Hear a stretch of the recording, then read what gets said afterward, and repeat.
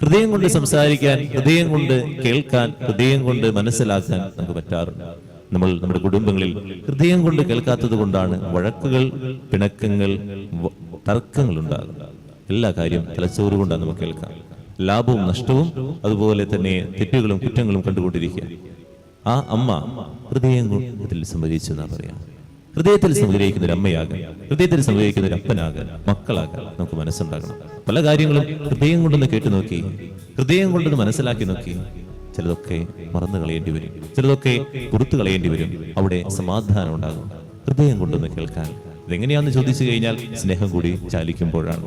സ്നേഹം ചാലിച്ച് ഹൃദയത്തോട് ചേരുമ്പോൾ, സംസാരിക്കുമ്പോൾ അതിന് അർത്ഥമുണ്ട്, അതിന് സമാധാനം ഉണ്ടാകുമല്ലോ.